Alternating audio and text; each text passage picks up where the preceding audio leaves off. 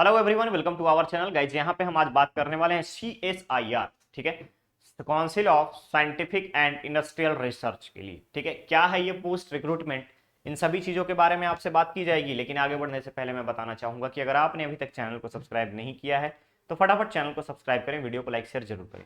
देखते हैं यहाँ पे वैकेंसी क्या है। तो यहाँ पे आपको मेंशन किया गया है वॉक इन इंटरव्यू। ध्यान रखिएगा, वॉक इन इंटरव्यू क्या है ये post. Application on the date are invited for the eligibility candidate for the project associate, senior project associate, purely on the temporary basis. ठीक है, नेक्स्ट आता है पोजीशन क्या है, project assistant. Total number of post यहाँ पे 57 है, sorry 56 है, और स्टाइपेंड यहाँ पे दिया जाएगा आपका 20,000 का। क्लियर रहेगा। नेक्स्ट अगर हम बात करें यहाँ पे, तो दूसरा आपका क्राइटेरिया बताया गया है कि कौन कौन से ब्रांच एलिजिबल होंगे। तो पहला आपका यहाँ पे फिजिक्स यहाँ पे अप्लीकेबल है, BSc फिजिक्स। ठीक है, यहाँ पर अगर आप देखेंगे तो डिगवाडीह परिसर धनबाद में आपकी पोस्टिंग रहेगी।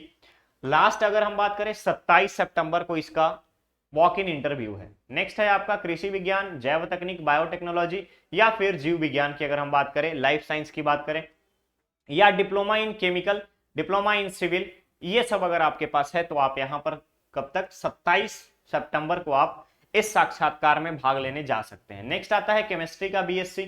केमिस्ट्री BSc में अगर आप देखेंगे तो इसके लिए डेट रखा गया है 29 सितंबर। उसके बाद मैकेनिकल इंजीनियरिंग डिप्लोमा की बात करूं तो यहां भी आपका 1 अक्टूबर रखा गया है, टाइम आपका इंटरव्यू का डेट रखा गया है। नेक्स्ट आता है जियोलॉजी, BSc जियोलॉजी जिसने कर रखा है उनके लिए 7 अक्टूबर का। And last one is the diploma in mining engineering, यानी कि डिप्लोमा जिसने पॉलिटेक्निक माइनिंग में किया है उसके लिए 10 अक्टूबर को। नेक्स्ट पोस्ट आता है आपके पास परियोजना सहयोगी यानी प्रोजेक्ट एसोसिएट 1। ठीक है, इसमें आपको जो है 25,000 रुपए की स्टाइपेंड रहेगी। कौन कौन से ब्रांच एलिजिबल होंगे तो ध्यान रखिएगा, न्यूनतम अगर हम बात करें क्वालिफिकेशन की तो यहां मेंशन किया गया है मास्टर डिग्री या BE BTech विद बायोटेक्नोलॉजी। ठीक है, या फिर आपका सिविल इंजीनियरिंग होना चाहिए। यहां आप 27/9 को आप डायरेक्टली इंटरव्यू में भाग ले सकते हैं। नेक्स्ट है BE BTech civil engineering. Total यहां पे अगर आप देखेंगे 27 सितंबर को आप इस इंटरव्यू में पार्टिसिपेट करते हैं, इस वॉकिंग में पार्टिसिपेट कर सकते हो। नेक्स्ट है आपका post graduation master degree in applied chemistry 28 सितंबर को। लास्ट है आपका मैकेनिकल इंजीनियरिंग में BE BTech 30 सितंबर को। लास्ट है आपका, नेक्स्ट है आपका post graduate master degree geology या अप्लाइड जियोलॉजी के लिए 6 अक्टूबर। उसके बाद फिर BE BTech mining engineering 8 October. And computer science का BE BTech या फिर ME MTech 11 अक्टूबर।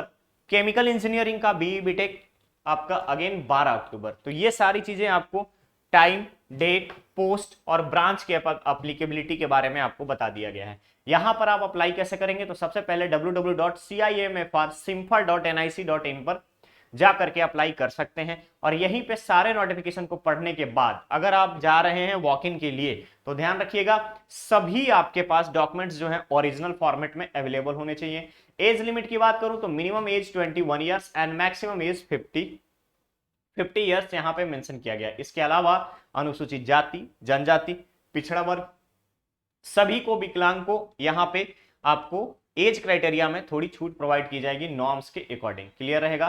तो गाइस यहां पे आपको अलग अलग चीजें बताई गई हैं कि क्या क्या आपको आवेदन के साथ कौन कौन से आपके डॉक्यूमेंट्स लगाए जाएंगे। तो पहला है आपका 10th का मार्कशीट, 12th का मार्कशीट, उसके अलावा डिप्लोमा या ग्रेजुएशन का मार्कशीट, BE BTech का मार्कशीट, या फिर ME MTech का मार्कशीट, MSc का मार्कशीट, या कोई ऐसा आपके पास मेडिकल सर्टिफिकेट जो आप लगा सकते हैं डिसेबिलिटी के लिए, वैलिड कास्ट सर्टिफिकेट अगर अप्लीकेबल है तो, और सामान्य श्रेणी के अभ्यर्थी अगर कोई निःशक्त हैं यानी EWS हैं यानी आर्थिक रूप से कमजोर हैं तो यहां पे अगर हम बात करें तो EWS का सर्टिफिकेशन आपको जरूरी है। क्लियर रहेगा।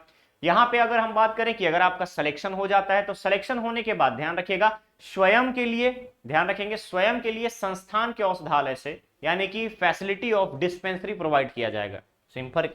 सिम्फर में आपको मेडिकल फैसिलिटी भी प्रोवाइड किया जाएगा। इसके अलावा कोई भी TADA इंटरव्यू में आने के लिए प्रोवाइड नहीं किया जाएगा।